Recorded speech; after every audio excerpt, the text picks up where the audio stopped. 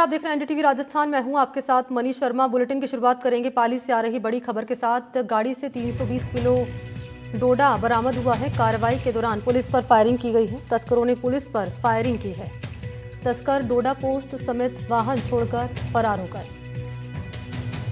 तो पुलिस ने गाड़ी से 320 किलो डोडा पोस्ट पकड़ा है। देसुरी थाना एएसआई, हेड कांस्टेबल और तमाम अधिकारियों ने ये कार्रवाई की है।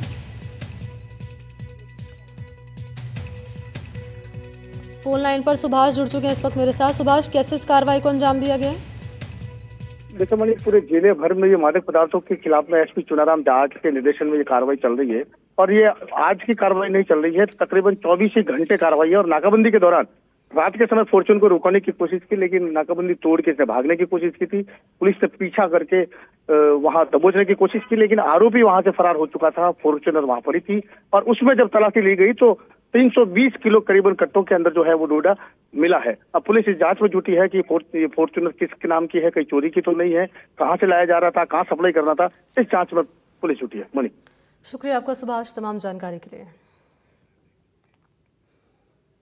और अब बात करेंगे हनुमानगढ़ से आ रही बड़ी खबर की। पीलीबंगा पुलिस की नशा तस्करों पर कार्रवाई सामने आई है। 40 किलो डोडा पोस्ट समेत 2 कार सवार गिरफ्तार किए गए हैं। नाकेबंदी में हनुमानगढ़ सूरतगढ़ मार्ग पर ये कार्रवाई हुई है। 6 लाख रुपए अनुमानित कीमत है जब्त पोस्ट की। बीकानेर निवासी आरोपित सुनील और धर्मपाल गिरफ्तार किए गए हैं। पीलीबंगा सीआई अशोक बिश्नोई इस मामले की करेंगे जांच।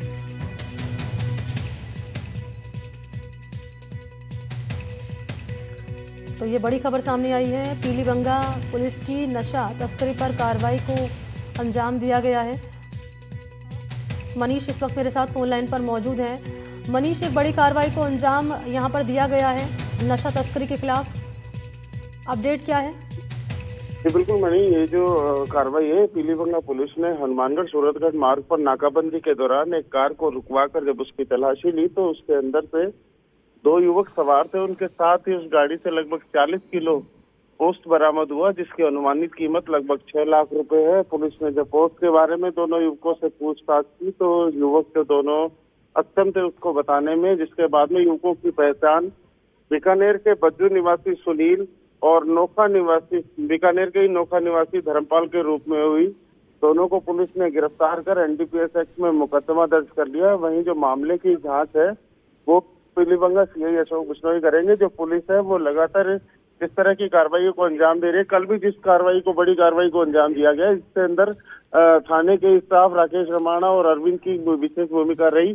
हालांकि पुलिस जो लगातार एनडीपीएस एक्ट की कार्रवाई कर रही है वो निश्चित तौर पर तस्करों को बताने के लिए काफी है कि पुलिस लगातार नशे और ये जो मादक पदार्थों की तस्करी है इसको लेकर जीरो टॉलरेंस अभियान चलाए हुए है।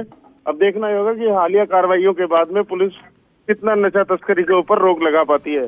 जी मनी, ठीक है, शुक्रिया आपका मनीष, तमाम जानकारी के लिए।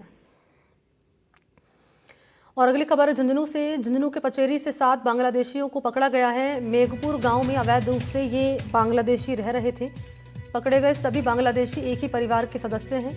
ईंट भट्टे पर अवैध रूप से काम कर रहे थे ये। झुंझुनू में अवैध रूप से रह रहे बांग्लादेशियों के खिलाफ पुलिस ने एक बड़ी कार्रवाई की है। एक ही परिवार के 7 लोगों को पकड़ा है। गृह मंत्रालय के निर्देशों पर अवैध रूप से रह रहे बांग्लादेशियों के खिलाफ जांच अभियान के तहत पुलिस ने हरियाणा बॉर्डर इलाके में पचेरी थाना इलाके के मेघपुर में ईंट भट्टे पर दबिश दी है। 3 पुरुष 2 महिलाएं 2 बच्चों को बांग्लादेशी होने की पुष्टि हुई है। और इसी पर ज्यादा जानकारी लिए इम्तियाज जुड़ चुके हैं। इम्तियाज, किस रूप में अभी कार्रवाई आगे बढ़ रही है? देखिए, झुंझुनू एसपी ने पूरे जितने भी जिले हैं झुंझुनू में उन सबको निर्देश दिए कि जहां जहां बांग्लादेशी रह रहे हैं उनको चिन्हित किया जाए और उनको फिर पकड़ा जाए। इसी क्रम में पचेरी पुलिस ने 7 बांग्लादेशियों को जो मेघपुर गांव है वहां से पकड़े हैं और उनको गिरफ्तार है। फिलहाल अभी इस पूरे मामले को लेकर अभी एसपी प्रेस कॉन्फ्रेंस करने वाले हैं, पूरे मामले का खुलासा करेंगे। लेकिन उससे पहले 7 बांग्लादेशी जिनमें पूरा ही परिवार था, जिसमें दादा सहित पोता की बात करें तो करीब 7 बांग्लादेशी है, वो एक परिवार के थे और ये ईंट भट्टे पर अवैध रूप से काम कर रहे थे। तो पुलिस ने इनको अभी फिलहाल अपनी कस्टडी में लिया है और एसपी है उस पूरे मामले का भी खुलासा करेंगे। जी शुक्रिया आपका इम्तियाज, तमाम डिटेल्स के लिए।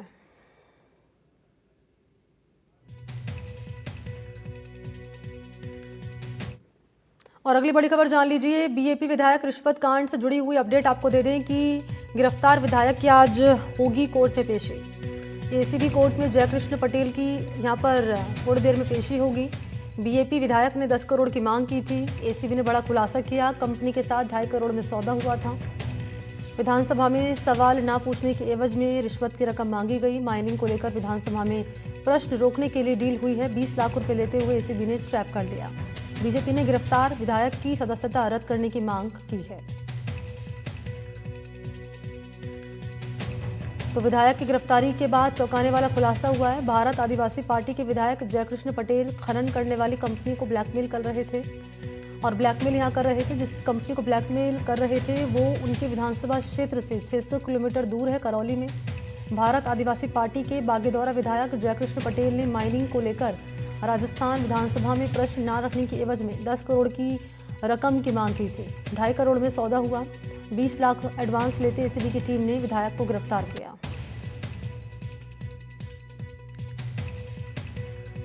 और खबर को विस्तार देने के लिए इस वक्त मेरे साथ मौजूद हैं सहयोगी वीरेंद्र सिंह शेखावत। चलते हैं वीरेंद्र के पास। वीरेंद्र, वक्त क्या बताया जा रहा है कोर्ट में जब इस मामले की सुनवाई होगी और क्या जानकारी है?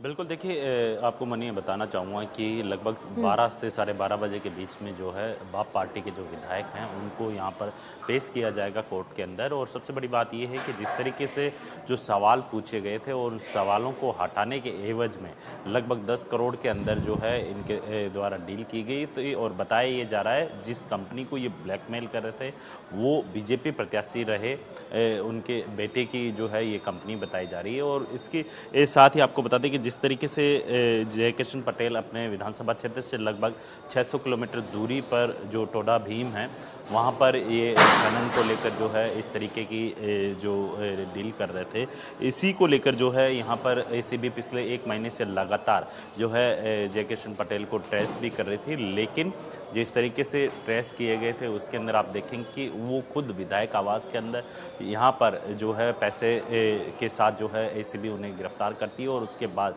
जो है तमाम जो लोग रहते हैं, चाहे उनके पर्सनल जो पीएसओ की बात कीजिए तो उनके पीएसओ के ऊपर भी आरोप है कि जो रकम ली गई थी वो लेकर वो फरार हो गया और एसीबी अभी भी उसके पीछे लगी हुई। इसके साथ ही अगर मैं बात करूं इस पूरे मामले की तो इसके अंदर जो बीएपी विधायक है जयकृष्ण पटेल जिस कंपनी को ब्लैकमेल कर रहे थे वह कंपनी टालकोस इंडिया एलपी करके ये कंपनी बताई जा रही है, जो कि बीजेपी नेता रामनिवास मीणा और उनके बेटे रविंदर मीणा की बताई जा रही है।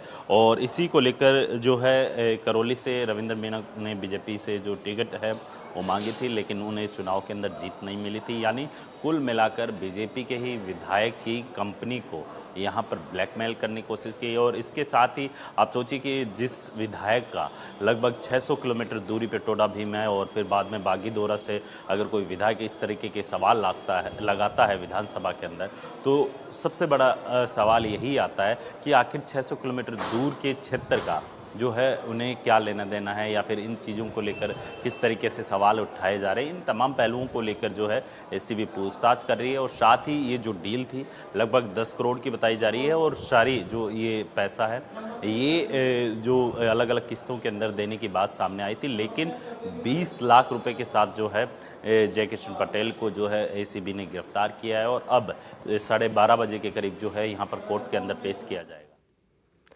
जी ठीक है, शुक्रिया आपका वीरेंद्र तमाम जानकारी के लिए। और अगली बड़ी खबर का रुख करेंगे। नीट और पीपीएनईटी परीक्षा में फर्जीवाड़े का भंडाफोड़ हुआ है।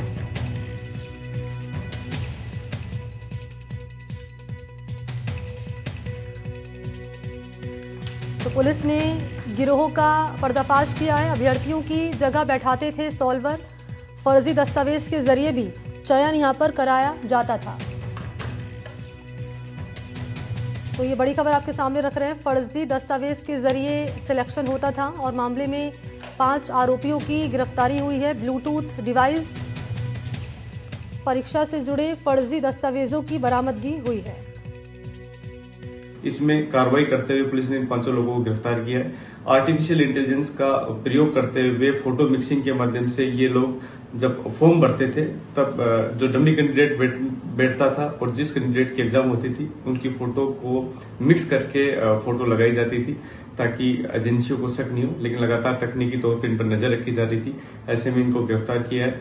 इनके पास में ब्लूटूथ डिवाइस मिली है, ऐसे ईयरबड मिले हैं, साथ ही स्कॉर्पियो गाड़ी जब्त की गई है। जो एडवांस रकम दी गई थी एग्जाम में बैठने के नाम पर वो भी इन अभियुक्त के कब्जे से जब्त की गई है। इनपुट एडिटर सुशांत इस वक्त मेरे साथ फोन लाइन पर मौजूद है। सुशांत, एक बड़ी कार्रवाई को यहाँ पर अंजाम दिया गया है और क्या अपडेट मिल रही है इस कार्रवाई से जुड़ी हुई? देखिए, जो 5 आरोपी हैं इनमें एक हरियाणा का है, एक बिहार का है, एक सालासर का है, एक राजस्थान की पीलीभंगा का है। यानी बकायदा एक अलग अलग जगहों के लोग मिलकर एक नेक्सस बनाकर ये वारदात कर रहे थे। और तमाम कोशिशों के बावजूद राजस्थान में इस तरह के जो रैकेट हैं वो खत्म नहीं हो पा रहे। हालांकि गनीमत ये रही कि समय रहते ये जो पकड़ लिया गया है गिरोह को, पर्दाफाश हो गया है। और डमी कैंडिडेट का इससे पहले भी हमने देखा बड़े पैमाने पे राजस्थान की अलग अलग परीक्षाओं में इस तरह का रैकेट एक्टिव था। 5 मेंबरों के पास ब्लूटूथ डिवाइस और परीक्षा से जुड़े फर्जी दस्तावेज, कैश, स्कॉर्पियो गाड़ी, यानी पूरा एक संगठित गिरोह बना हुआ था। और पुलिस अभी कोशिश कर रही है इनसे पूछताछ करने की। हो सकता है कि इनकी पूछताछ में कुछ दूसरे लोगों की भी पहचान हो सके जो इस रैकेट से जुड़े हुए हैं। सुशांत, 2 बातें आपसे जाननी है। पहली तो ये कि क्या इनके ऊपर, इस गिरोह पर पहले भी आरोप लग चुका है इस तरह का, और दूसरा ये है कि आखिर चूक कहाँ रह गई? देखिए, चूक तो आजकल बेसिकली एआई के इस दौर में बड़ा आसान हो जाता है। किसी व्यक्ति की फोटो को दूसरे व्यक्ति से मैच करके ऐसी फोटो बना दी जाए ताकि पहचान पत्र में उसको पहचानना बड़ा मुश्किल हो जाए। और जैसा कि हम अभी सुन रहे थे आईपीएस अधिकारी को, वो भी कह रहे हैं कि आर्टिफिशियल इंटेलिजेंस का उपयोग किया गया।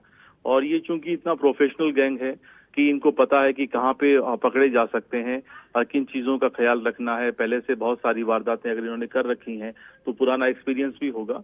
लेकिन चूंकि ये अच्छी बात ये है कि इतनी बड़ी परीक्षा में समय रहते कार्रवाई की गई है, रैकेट पकड़ा गया है, तो इनसे पूछताछ में अब दूसरे इस तरह के गैंग का भी पर्दाफाश हो सकेगा। ठीक है, शुक्रिया आपका सुशांत तमाम जानकारी के लिए। तो जालोर पुलिस ने ऑपरेशन अखरोट के तहत अवैध खनन माफियाओं के खिलाफ एक बड़ी कार्रवाई की है। एक ओवरलोडेड डंपर चालक ने पुलिस टीम पर हमला करने की कोशिश की। कई बार नाकेबंदी तोड़कर फरार ये हो गया, लेकिन पुलिस ने उसे बाड़मेर सीमा से गिरफ्तार किया। पुलिस ने नाकेबंदी के दौरान ओवरलोडेड पत्थरों से भरा डंपर रोकने की कोशिश की है, लेकिन डंपर चालक ने पुलिस पर डंपर चढ़ाने की कोशिश की। नाकेबंदी तोड़कर वहां से फरार होने लगा। पुलिस ने डंपर चालक, एक महिला समेत कुल 4 लोगों को हिरासत में ले लिया है।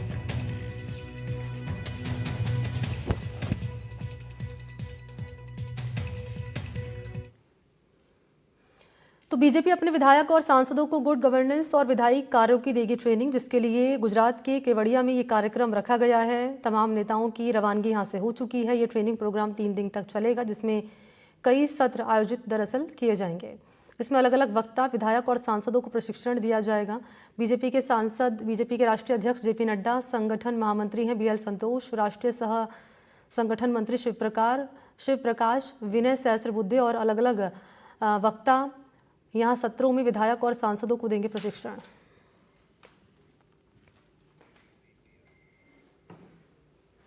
पूर्व केंद्रीय मंत्री गिरिजा व्यास के निधन से कांग्रेस में शोक की लहर है। कांग्रेस नेता सचिन पायलट ने गिरिजा व्यास के परिवार से मुलाकात कर उन्हें भावपूर्ण श्रद्धांजलि अर्पित की है। उन्होंने कहा कि राष्ट्र के लिए उनके योगदान को लंबे समय तक याद रखा जाएगा। उन्होंने न सिर्फ उदयपुर के लिए बल्कि राजस्थान के लिए देश में बहुत काम किया है। हर पद पर रहकर उन्होंने पार्टी की विचारधारा को मजबूत किया है।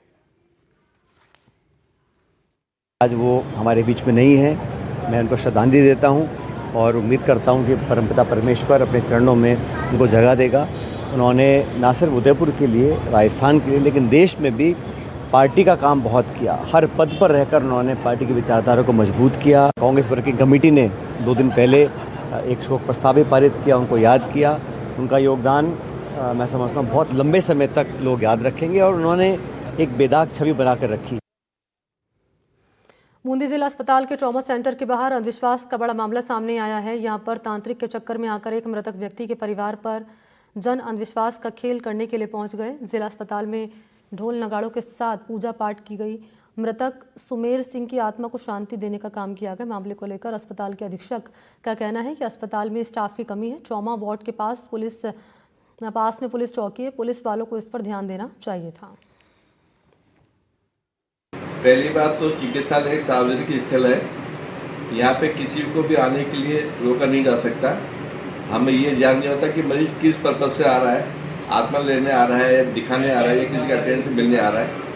जब कोई किसी स्थान पर इस तरह की हरकत होती हुई मिलती है तो वार्ड प्रभारी को हमने सबको हिदायत दे रखी है कि वो इसकी तुरंत सूचना पुलिस चौकी पे दें और संबंधित पुलिस चौकी जो हमारे अस्पताल में है उनके कर्मचारियों का दायित्व बनता है कि पब्लिक को उस टाइम वहाँ से बाहर निकालें। ग्वालियर में रविवार को मध्य प्रदेश विधानसभा अध्यक्ष नरेंद्र सिंह तोमर के बेटे प्रबल प्रताप सिंह तोमर के शादी समारोह में उपराष्ट्रपति जगदीप धनखड़, केंद्रीय मंत्री और कई वीवीआईपी शामिल हुए। केंद्रीय कृषि मंत्री शिवराज सिंह चौहान, ज्योतिरादित्य सिंधिया, यूपी के सीएम योगी आदित्यनाथ, राज्यपाल मंगूभाई पटेल, डॉक्टर मोहन यादव है सीएम है मध्य प्रदेश के उन्होंने वर वधू को आशीर्वाद दिया। कई बॉलीवुड स्टार भी नरेंद्र सिंह तोमर के बेटे को आशीर्वाद देने ग्वालियर पहुंचे।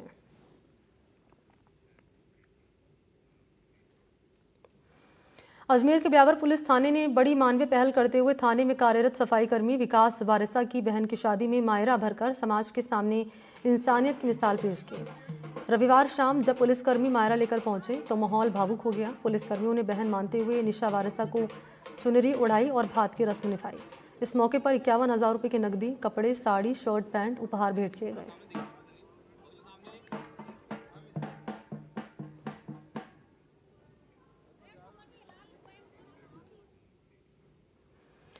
तो ऐतिहासिक हल्दी घाटी स्थित महाराणा प्रताप के प्रिय अश्वचेतक की समाधि इन दिनों उपेक्षा का शिकार हो रही है। पर्यटन की दृष्टि से महत्वपूर्ण ये स्थल प्रशासनिक लापरवाही के चलते बदहाल स्थिति में पहुंच चुका है। पिछले करीब 2 महीनों से समाधि परिसर में स्थित गार्डन पूरी तरह से उजड़ चुका है। पेड़ पौधे सूख चुके हैं, चारों ओर वीरानी पसरी हुई है।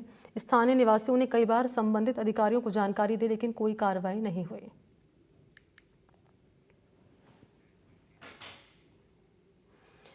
तो जयपुर ग्रामीण के शाहपुरा में ग्राम पंचायत किशोरपुरा के बाबा भगुता सिद्ध महाराज के स्थान पर 9 दिवसीय यज्ञ जारी है। 51 कुंडीय श्री राम महायज्ञ में कुल 5,51,000 आहुतियां अर्पित की गई। खोरी परमानंद धाम के संत श्री 1008 हरिओम दास महाराज ने अग्नि प्रचंड की विधि संपन्न कराई। वहीं अयोध्या धाम से पधारे श्री 1008 गणेश दास महाराज ने यज्ञ में आहुति देकर प्रवचन भी किया। उन्होंने कहा कि महाराज से न केवल महायज्ञ से न केवल आत्मिक शांति मिलती बल्कि वातावरण का भी शुद्धिकरण होता है।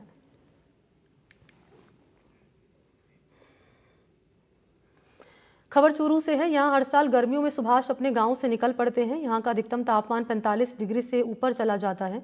इसके चलते इन दिनों उत्तर प्रदेश के अलग अलग शहरों में अपने हुनर का परिचय वो देते रहते हैं।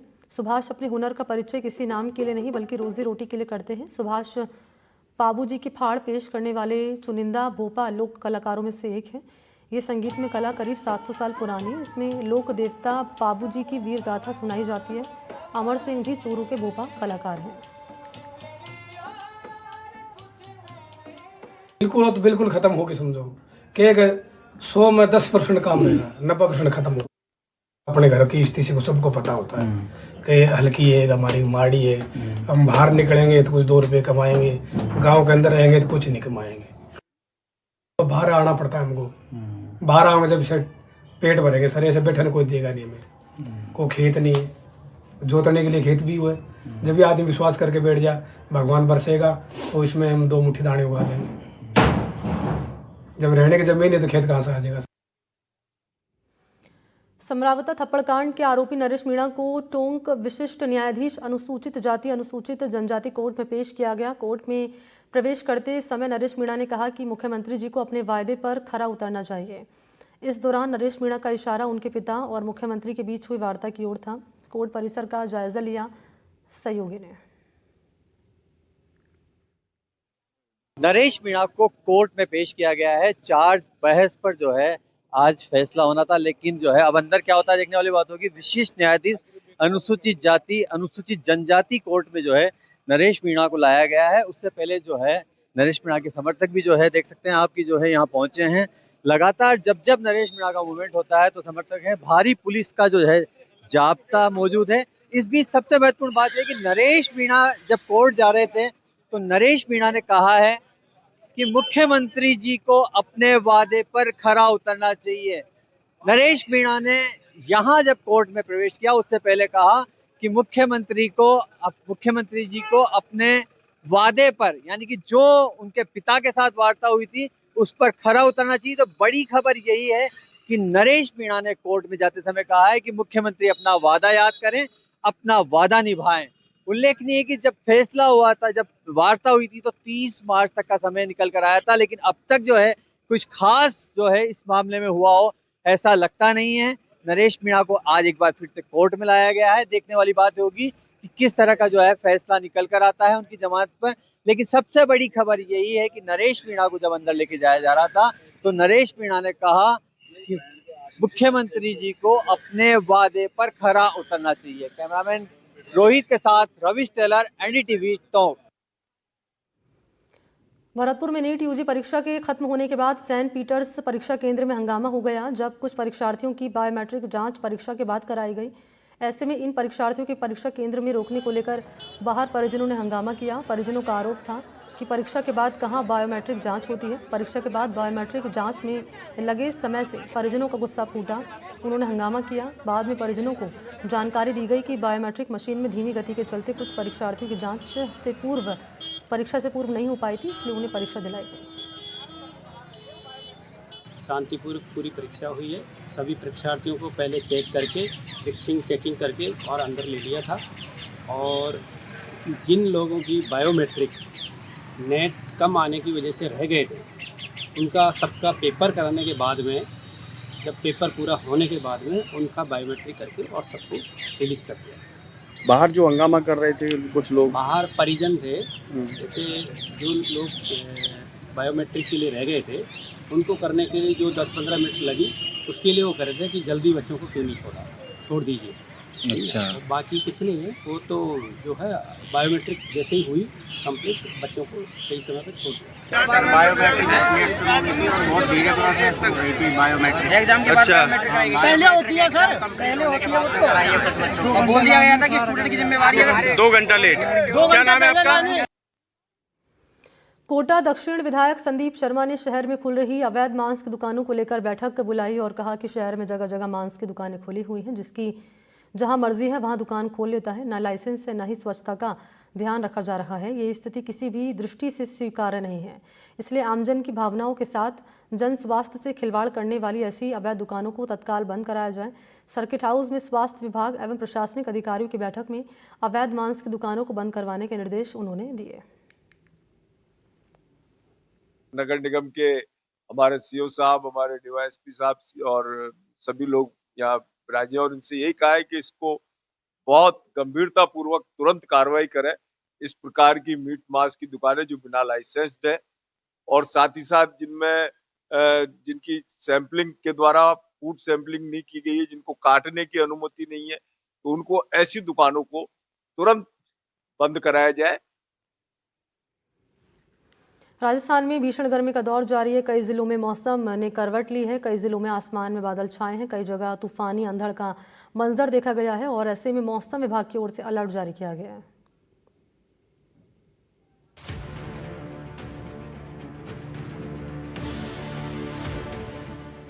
राजस्थान के ज्यादातर जिलों में रविवार सुबह से ही आसमान में काले बादल छाए हुए हैं। साथ ही सुबह से तेज हवाओं का दौर भी जारी है। तो वहीं मौसम विभाग ने प्रदेश के 10 जिलों में तेज आंधी बारिश का ऑरेंज अलर्ट और 23 जिलों में येलो अलर्ट जारी किया है। यही नहीं, 7 मई तक आंधी का दौर जारी रहने का अलर्ट भी जारी किया गया है। एक तरफ जहां राजधानी जयपुर में शनिवार को अधिकतम तापमान 36.8 डिग्री सेल्सियस रहा, तो वहीं आज जिले का न्यूनतम तापमान 23.8 डिग्री सेल्सियस तक दर्ज किया गया है। इसी तरह राज्य के कई शहरों में आंधी, बारिश और ओलावृष्टि से तापमान में भारी गिरावट देखी गई। अधिकांश शहरों में बीती रात तापमान 25 डिग्री सेल्सियस से नीचे दर्ज हुआ। चलिए आपको बताते हैं कि राजस्थान के अलग अलग शहरों में बदलते मौसम का क्या असर है। तेज गर्मी के बाद मौसम विभाग की तरफ से जैसलमेर, बाड़मेर, जोधपुर, बीकानेर, नागौर, चुरू, हनुमानगढ़ और गंगानगर में भी भारी बारिश के साथ आंधी की चेतावनी दी गई है। तो वहीं बाकी जिलों में येलो अलर्ट जारी किया गया है। बादल छाने के बाद तेज आंधी चली, तो वहीं टोंक, जयपुर, सीकर, कोटा समेत कुछ अन्य जिलों में तेज बारिश के साथ कुछ जगहों पर ओले तक गिरे। ऐसे तो मौसम की इस करवट से लोगों को भीषण गर्मी से राहत मिली है, लेकिन कई जगह मौसम ने अपना खौफनाक रूप भी दिखाया है। जालौर के थांवला में शनिवार देर रात एक साथ 3 मकानों पर बिजली गिरी, तो वहीं एक घर की छत पर रखी पानी की टंकी फूट गई। ऐसे में तीनों मकान के बिजली के मीटर और इलेक्ट्रिक उपकरण जल गए। साथ ही इस दौरान तेज बारिश के साथ ओले भी गिरे। तो वहीं फलौदी में भी देर रात जमकर बारिश हुई। Bureau report, NDTV, Rajasthan.